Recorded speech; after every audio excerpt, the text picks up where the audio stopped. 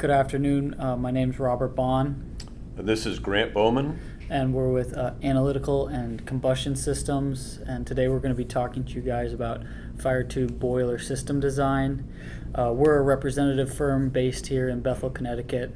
We represent in Connecticut, upstate New York City, northern Jersey, and a few other areas.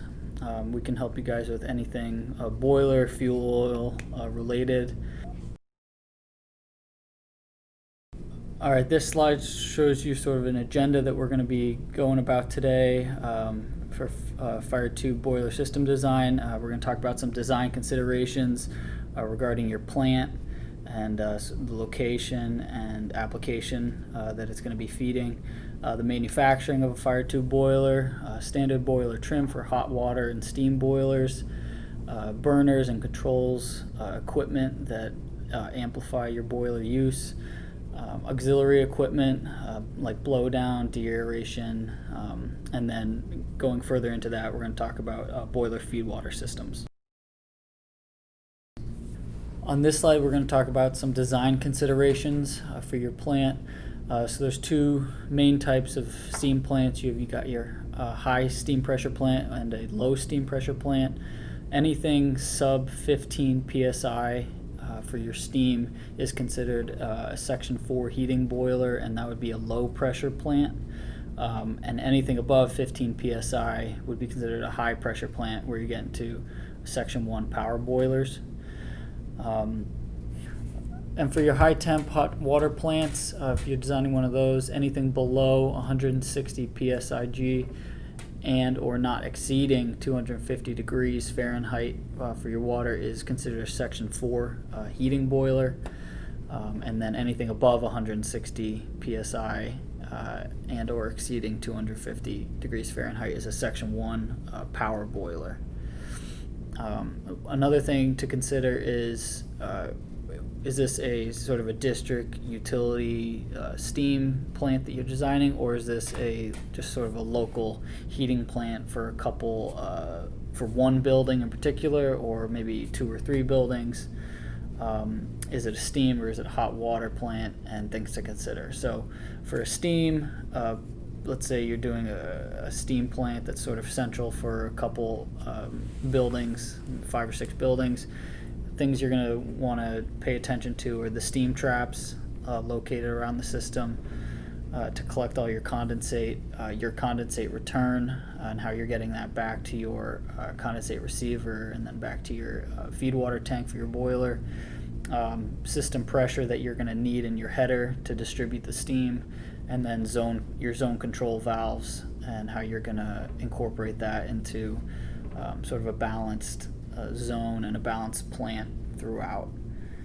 For hot water, another things to pay attention to are your delta T, hot water going out, hot water returning in your system, and the efficiency related there. Your hot water system pumps, your big centrifugal distribution pumps for your system. Again, the system pressure for the hot water, and then your zone control valves for each building or zone that you might have. Efficiency, sustainability, and emissions. This is where you can get into the nitty-gritty of developing one system sort of that's better than another, depending on manufacturers of the boilers, burners, controls, what kind of fuel you're using, natural gas, number 2 fuel oil, or maybe a biofuel, or some kind of renewable energy that you could get RIN credits for with the government. So we're going to get into that a little later on, but that is sort of it's a key element that's normally overlooked when it comes to system design, but this is where you can pick up efficiency points dependent upon how strict you want to be on the burners and controls and the turn down that you might get with your system. And then just sort of touching back on the size of your system and the application. Is this a steam or hot water system that's for an industrial municipal size Or are you, hospital steam plant with high pressure steam, or is it a light commercial, for residential buildings and or just for commercial usage? That's all very important to keep in your mind with sort of the quality that you're designing with, and the price tag that you might end up putting on the job. Why fire tube boilers? Let's first start with size.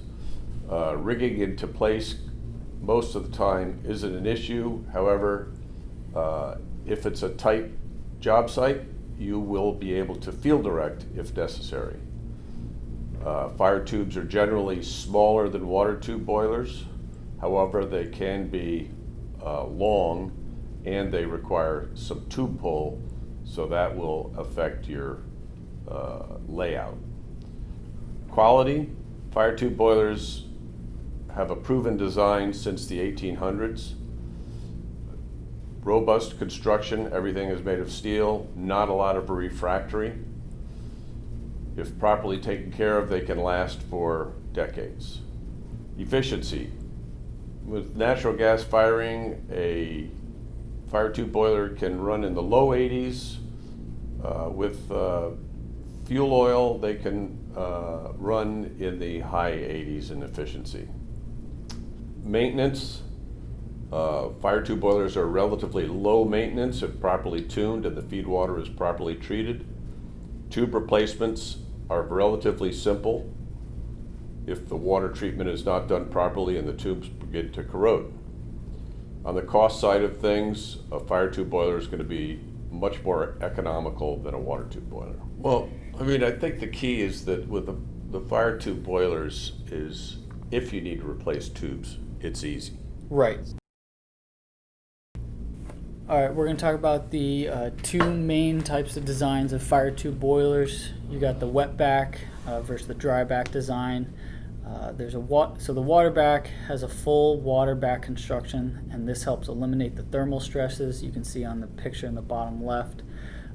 There's two tube sheets that reduce the thermal stress. There's no refractory on the back end doors. This refractory tends to crack and stress with the thermal expansion of the boiler as you go from low fire to high fire, and just throughout the life cycle of the boiler. So the back end of the boiler is completely encased in water. This helps increase the efficiency. There's more water volume, and it prevents the heat loss that you would get with a dryback. So as it goes into the refractory, and then leaves the boiler. The refractory on a dryback receives all of the combustion heat and thermal stress directly to it. There's a baffling, and the door seals are prone to leakage, causing serious efficiency losses as the heat will just seep right out of the boiler. And then actually getting in and repairing that rear door can be very expensive. It takes a lot of downtime for your boiler to get rid of all the refractory and put new ones in, and then you sometimes have to replace that seal as well. So those are sort of some concerns with the dryback.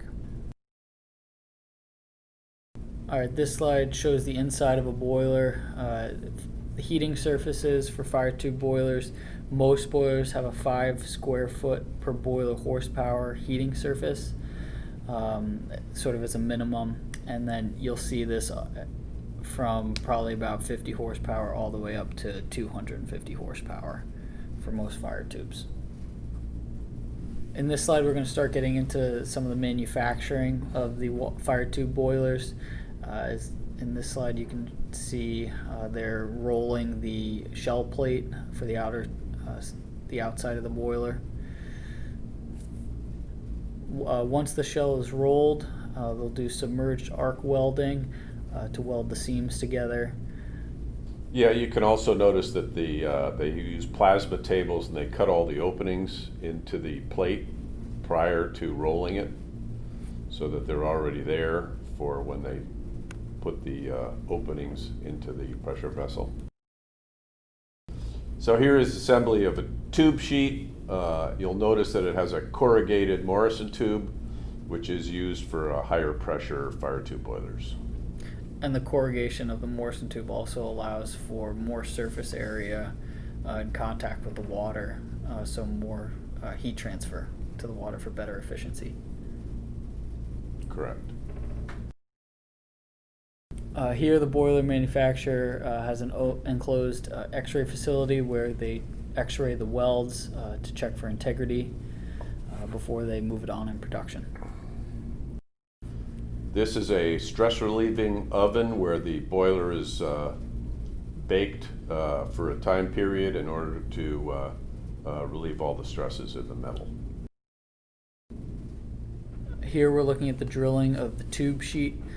Some manufacturers laser cut their tube sheets, and then others do drilling because it allows for a tighter tolerance than the laser cutting. The grooves also that are left by the drill bit allow the tube hole to hold the tube in place.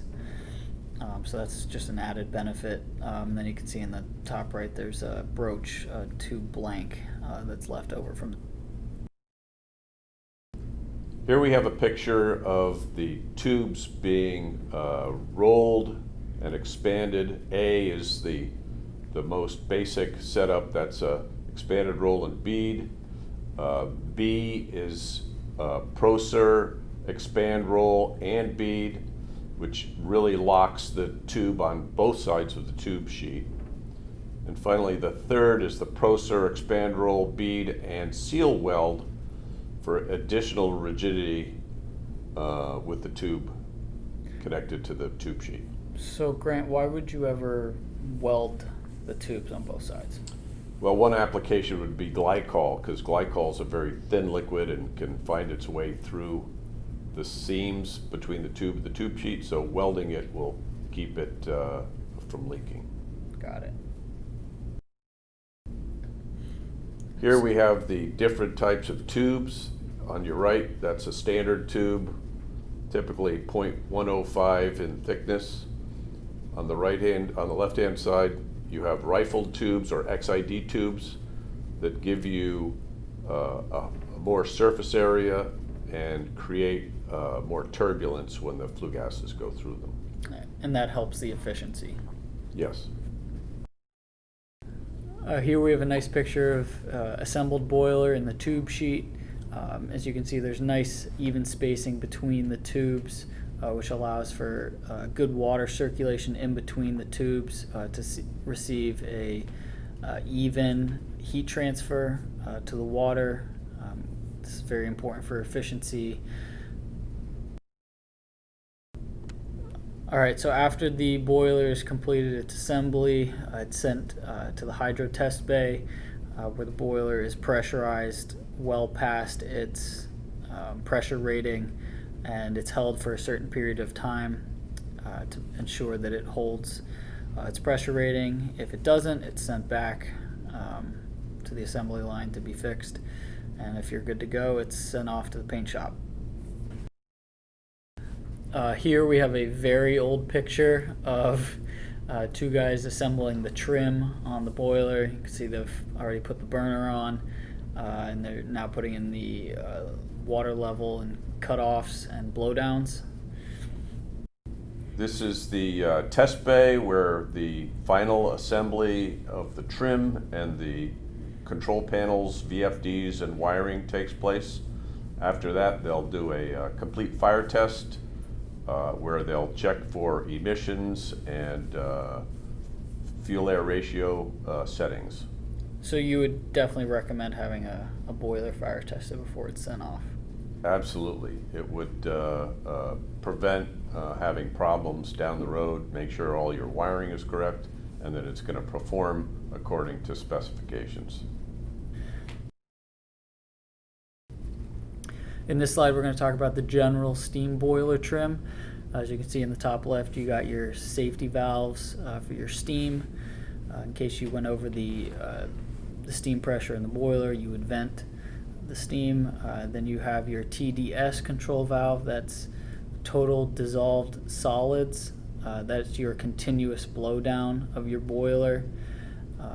And that will measure there's a sensor that will measure the conductivity of the water.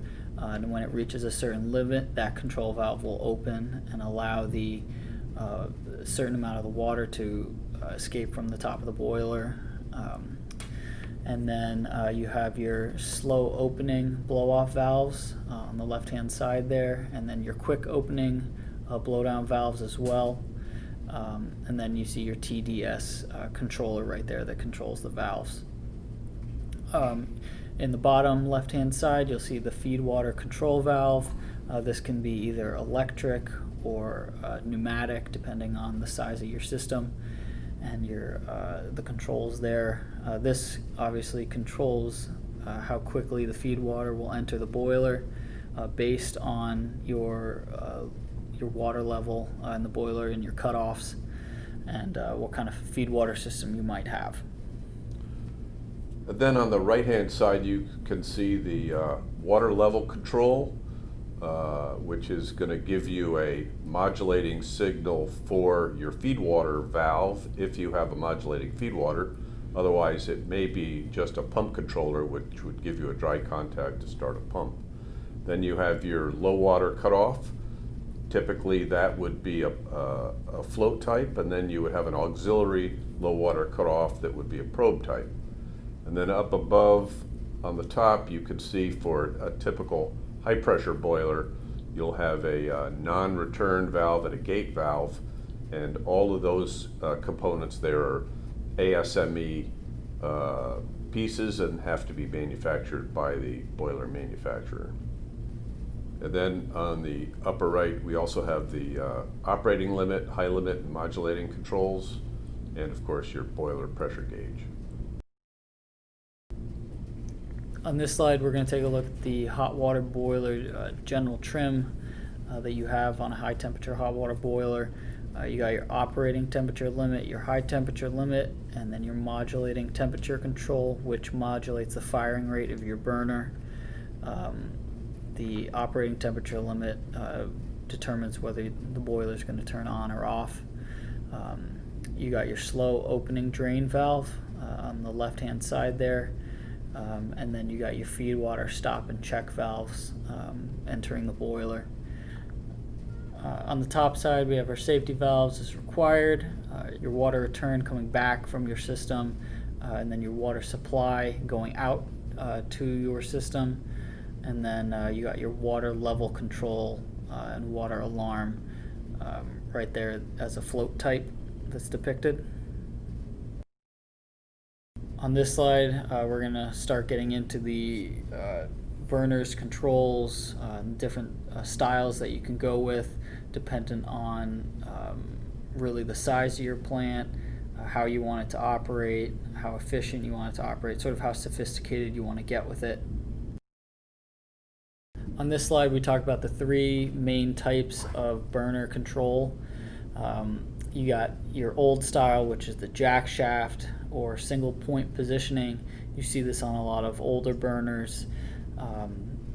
So basically there's one point of control, and that is your fuel oil valve, and there's an actuator on that. From there, all other control valves, dampers, are controlled via jack shaft based off of that one actuator. So the problem with this is it's prone to slop, slippage, whatever you want to call it, but because of that linkage, there's always going to be a little hysteresis in there.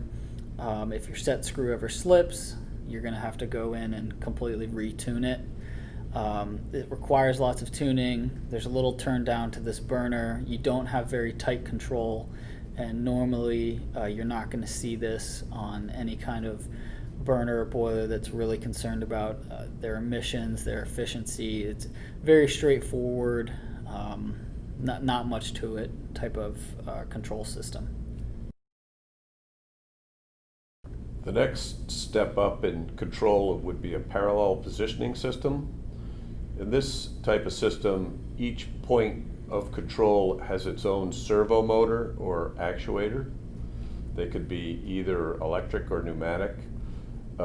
Typically very accurate servos are used for precise controls. The CPU basically memorizes an f of x curve for each control point. You can get a 10-to-1 turn down on natural gas and an 8-to-1 turn down on oil, depending on the burner manufacturer. This is an excellent choice for control of emissions for low NOx burners, sub 30 ppm, and ultra low NOx burners.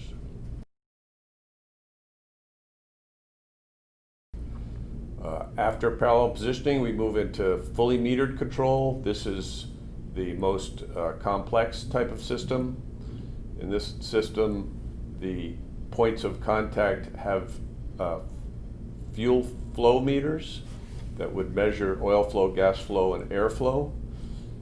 The controller will set out a set point for oil, for example, of let's say 10 gallons a minute.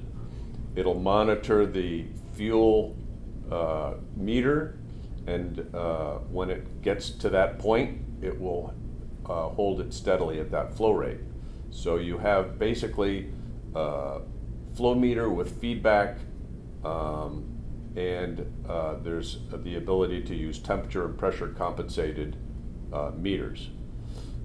This is a very precise control and is normally used for industrial applications and larger water tube boilers.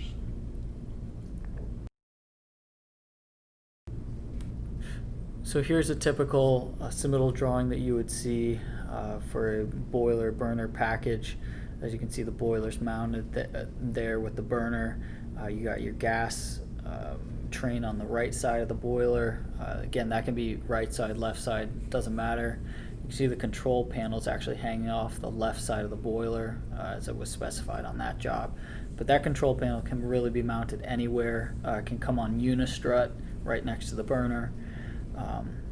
And then you can also see there's a pipe coming down off the exhaust of the boiler, and that would be the FGR line, flue gas recirculation. Flue gas recirculation is used to help lower the NOx emissions, and it's also used to help with the efficiency of the boiler as you're reusing some of that hot exhaust air to preheat the combustion air that's coming into the burner as well. So this is a very easy thing to add to the job. We recommend it, but again, it's not required at all. You can also see the trim on the boiler. They have the probe style water level, and then also a float as well. And then you have your continuous blow off with your controller there as well. This is a picture of the left side of the boiler. You can see there's the control panel. There's a power panel next to it, which will just basically take in the high voltage power and then distribute it, the 120 for the control panel, and then the high voltage to the blower motor, and if there's an air compressor, if it was oil, basically any other motors. But it's good to bring it into a power panel as opposed to bringing all the high voltage electrical cable into the control panel. You can get lots of electrical noise, and that's not good for anybody.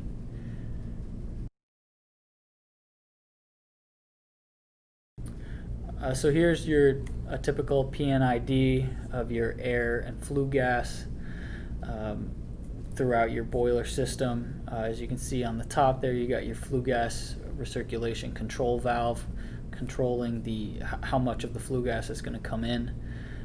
It's important to have a control valve there. It can't just allow all of the exhaust to come back in. You got your combustion air damper. Obviously it controls how much air you're going to bring into the burner. Then there's also a draft damper on the outlet of the boiler, and you definitely want to keep that draft negative, but slightly negative. If it's too high of a draft, you're going to pull the flame right off the burner head, and you're going to definitely have stability issues. If you don't have enough draft, you're going to tend to trip out the boiler on high furnace pressure. This is the main gas piping PNID diagram. Starting from the left, you have your basic hand shutoff valve. You have a Y strainer, pressure gauge, low gas pressure switches, safety shutoff valves with a block and bleed arrangement generally. And then as you go farther, you have a high gas pressure switch, and then your control valve leading into the into the burner. All right, in this slide, we're going to start talking about our auxiliary feed water systems and some of the equipment that goes on the boiler to deal with the water and the condensate coming back. So first off, we're going to talk about the Blowdown heat recovery system. This just helps remove impurities from the surface of the water of the boiler. It preheats the boiler feed water, and then it also cools the blowdown water down to 140 degrees, which is a requirement before you send it off down the drain. In the top right, we're going to talk about boiler feed systems and de-aerators. You can either have a regular boiler feed tank, or you could have a pressurized de-aerator. Those are two different things, and we'll talk about when and when not to use one or the other. These help remove the oxygen and air from the feed water, which is the main cause of corrosion of your boiler tubes and your fire tubes. And then it also helps preheat the feed water going into your boiler, which helps with your efficiency. In the bottom left, we're going to talk about maybe some flash tanks and high pressure condensate returns back to your system.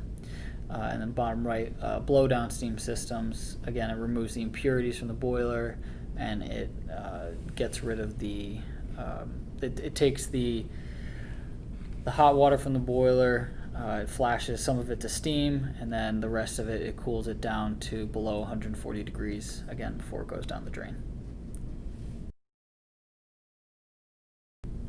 The steam cycle. So we're going to look real quick, as you can see in this little schematic.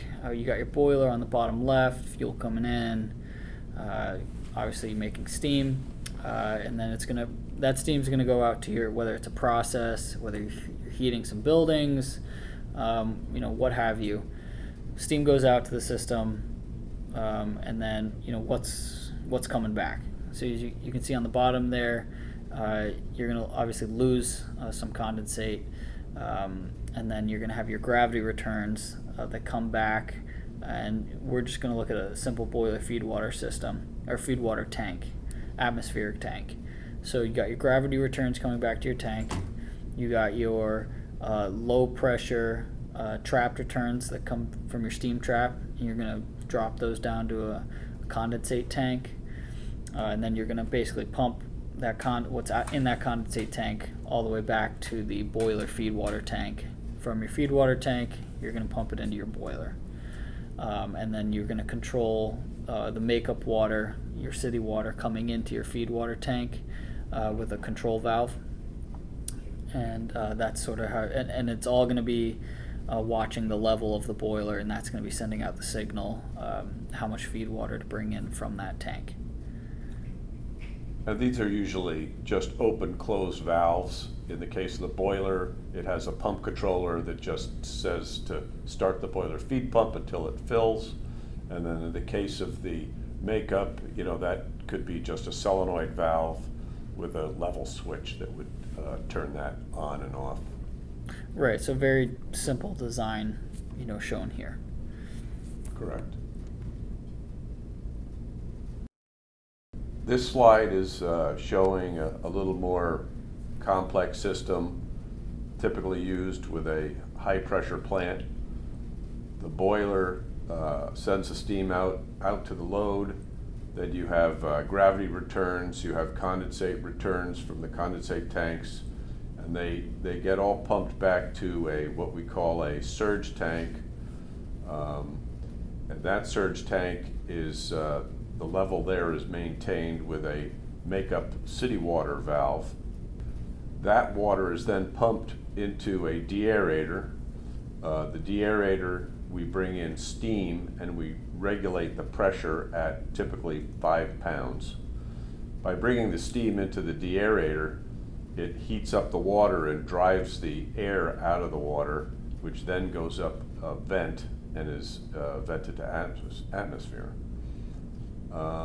In this particular case, they show a feed water pump that's connected to the boiler, so when the boiler needs more water, it closes a contact and starts the pump.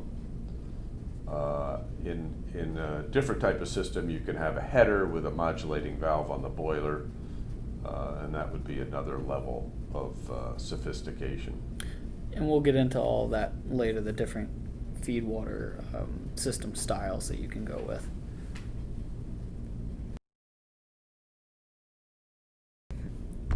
So Grant, when would you use a boiler feed water tank, just sort of an atmospheric tank, as opposed to a de-aerator? Well, typically de-aerators are used on high pressure plants, but one of the factors that one should consider is how much makeup is being brought into the system.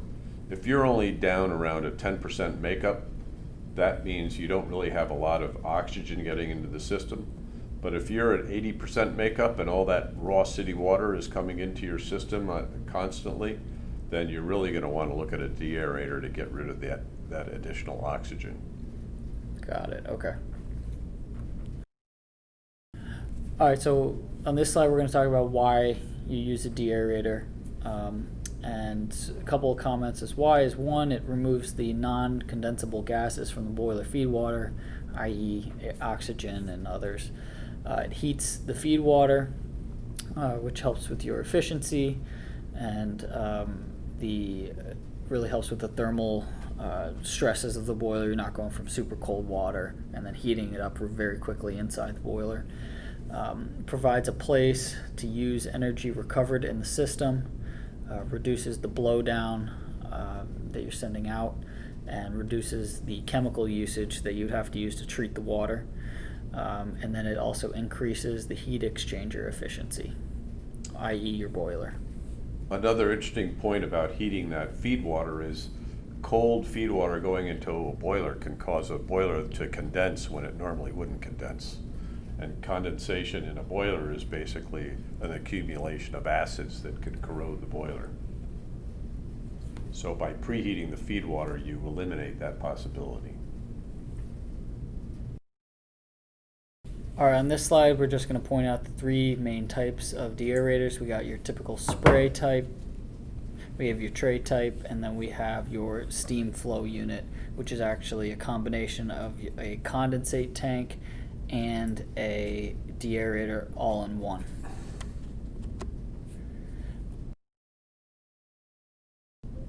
Here we have a jet spray type de-aerator. These are pretty inexpensive de-aerators. Again, this is a pressurized one, so you got no gravity returns, no trapped returns. This is easy to package and locate inside a boiler room. Usually comes on a stand with the pumps underneath. It's very easy to break off that tank from the stands and rig the tank into place and then bring in the stand and pumps later on, and you can reassemble it down in the boiler room, or you can always have the tank cut up and re-welded in the field. So this is used when there's more than 70% makeup and then less than 30% in returns. This is built for steady state operation as opposed to batch process. For instance, like a school where it's on in the morning, off at night. This is more for like a heating operation or for a process plant, something like that. But it's definitely built for not huge load swings and on and off basically with your boiler system. Here we have a tray type de-aerator. So you have the makeup water that comes in from the top. It filters down through a set of trays, and then you have your steam coming in from the left side that comes up, and as the water falls through the different trays, your steam interacts with the water, and as you can see, the oxygen would move up around the water and go out the vent. And then you have your de-aerated feed water that basically just falls down to the bottom of the tank, and then from there it's pumped into the boilers. And then you also have your trapped returns that come back, which most of the trapped returns obviously the water has already been de-aerated, so that can just drop down into the bottom of the tank and pumped to the boilers. So it has a high initial cost, much more than the spray type. And you can see the tank sort of made up of two parts. You got your vertical on top where your tray is, and then your horizontal, which would just hold the boiler feed water before it's pumped. It's used to high temperature returns. It has great turn down, and again de-aerates to 0.005 cubic centimeters per liter of oxygen. It's good for different load swings. It's also been around for a very long time. So this is a tried and true unit. So here we have the steam flow unit. This is a pressurized recycling unit. It can handle 0 to 100% makeup.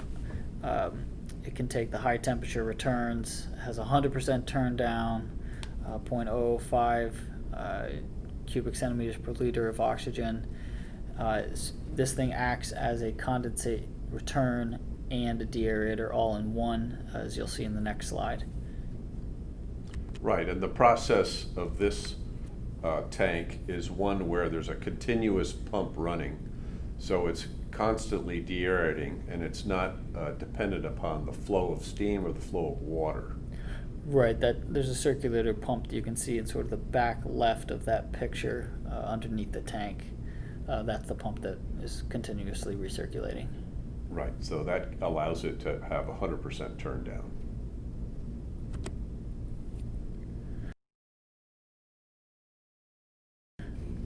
This is a diagram of a steam flow compartmentalized de-aerator and surge tank combined into one. On the left side you have unde-aerated feed water, and on the right you have de-aerated feed water. It works with a recycling pump that constantly pumps the unde-aerated water through a manifold, which mixes in with the steam. On the left-hand side, the makeup comes into the tank, and the pumped returns come in at the top, and trapped returns also come in the top. And the de-aerated water goes out the bottom on the lower right. The advantages of the steam flow system: it will provide 0.005 cc per liter performance under all variable loads. Guaranteed performance is from 0 to 100% load. Start boiler with heated de-aerated feed water. Will provide guaranteed performance with pumped returns any percent. No surge tank required because it's built into the unit. Costs less to install than 2 individual tank systems, and it will accept trapped returns that have limited steam pressure or pressure behind them. Now we're going to start talking about continuous blowdown heat recovery systems coming off of the blowdown of the boiler. In this diagram, we're just looking at a general overview of the system. Bottom right, you got your blowdown separator coming off the bottom of the boiler. Top left, continuous blowdown heat recovery system that we're going to get into. You got your de-aerator, and we're going to get into each of the, we've already spoken about the de-aerator. We're going to get into more of the details on the heat recovery systems and the separator. Sure. This is a blowdown separator. Basically what it's taking is the bottom blowdown from the boiler, which has to be done periodically to get the sediment off the bottom of the boiler. So the operator will open up the valves and run the boiler water through here. Any steam will go up through the exhaust head, and the rest of it will go down, and it will be tempered with the cold water from the aftercooler so that the water going into the sewer doesn't exceed 140 degrees. Here we have a blowdown tank.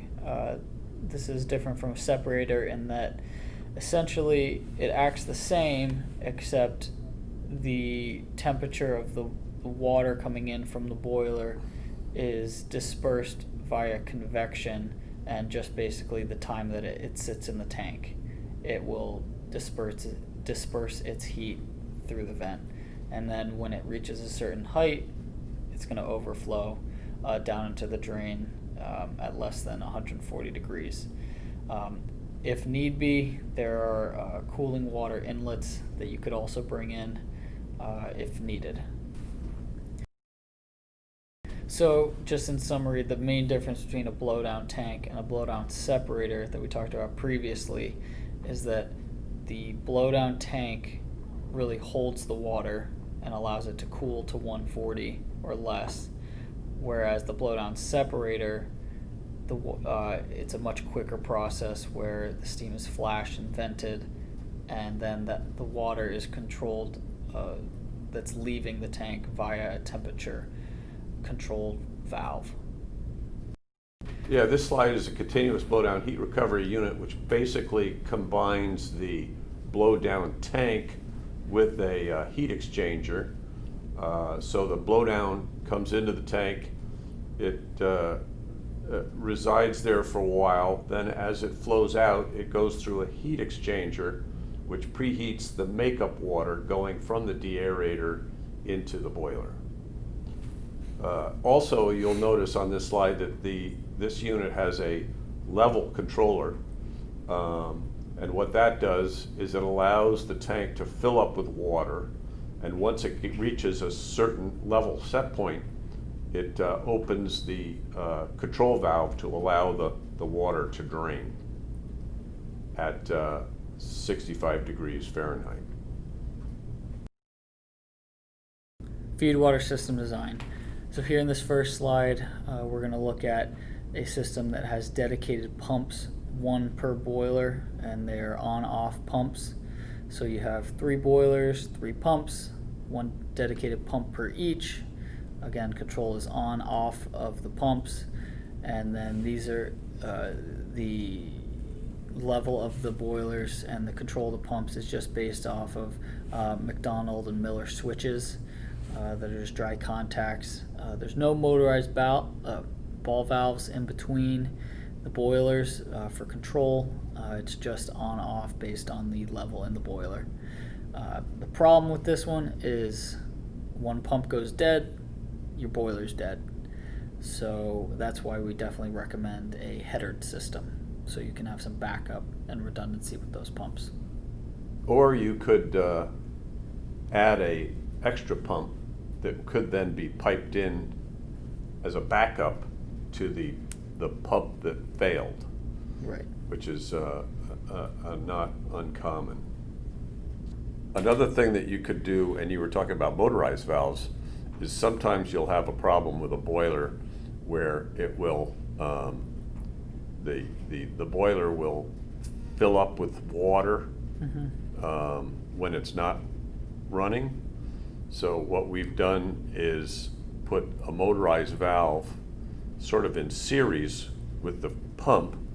So when the boiler calls for water, we open the motorized valve, it hits an end switch, and that starts the pump. And then it will fill the boiler. And then when the boiler is filled, the contact opens up, and then the motorized valve closes and the pump stops. And that way you have a positive shutoff valve between the DA or the boiler feed tank and the boiler. These next 2 slides, we're going to talk about the boiler feed water switches for the water level. We've been mentioning them throughout, but on this first slide, we have a typical McDonald Miller float type style that you see on lots of boilers, lots of Firetube boilers. Typical applications are primary and secondary pump controller, the low water fuel cutoff for steam boilers, motorized valve control, low water cutoff, high water cutoff, alarm actuator. Again, these are all just based off of dry contact switches when the float reaches a certain level. And you can see down below there are a couple different levels that you can take a look at. And typically these low water cutoffs are either float type or probe type. Back in the day of mercury switches, the float type were considered very, very reliable and long lasting. Now that they've switched them all to snap action, they're not as reliable. So more and more probe type cutoffs are being used. And this is an example of a probe type, which is basically 2 electrical probes and they measure the electrical field between the two, and they can tell whether there's water there or not. And these have no moving parts, so they're very unlikely to fail. Now, Grant, is it a bad idea to have both a float type and a probe type, or is that No, unnecessary? that's perfectly fine. You always want to have an auxiliary low water cutoff, so you can't just have one, you have to have two. So typically people have one float type and then they'll have a probe type. Getting back to the feed water system design, here we have a header system on-off is what we call it. So the pumps are on-off, they're not controlled by VFDs, and the pumps are all piped into a feed water header, so that way all the pumps are redundant to each other. So that helps ensure smooth operation in case one goes bad. But in between the pump and the header and the boiler, there's also a motorized ball valve with limit switches for feedback of open or closed back to the controller. So the feed water valve will modulate based off of the float or probe that's on the boiler itself. And then, as you can see, there's also a piped bypass around it in case you ever needed to work on that control valve, or if that control valve died and you could still run it with just the ball valve in the case of an emergency. This is a headered feed water system, a little more complicated than the previous one that we're looking at. In this case, we have a boiler feed water tank or de-aerator with 3 headered feed water pumps and a feed water meter. In this case, the boiler will modulate its own feed water valve to fill the boiler. Whereas the header has a pressure transmitter and maintains a constant pressure with a recirc line to give a minimum feedback of the feed water back to the feed tank. This keeps the feed water pumps from being deadheaded and not and overheating from not having any flow. Over on the left-hand side, you also show the city water makeup line, which is controlled by the feed water panel, and a level transmitter on the feed water tank. Thank you again for joining us today. That's a wrap for our webinar. We really appreciate you guys tuning in. Again, my name's Robert Bond. This is Grant Bowman. And we would be happy to answer any questions that you guys might have. Our emails are below. And please check out our website to see how we could best serve you guys. And have a great day.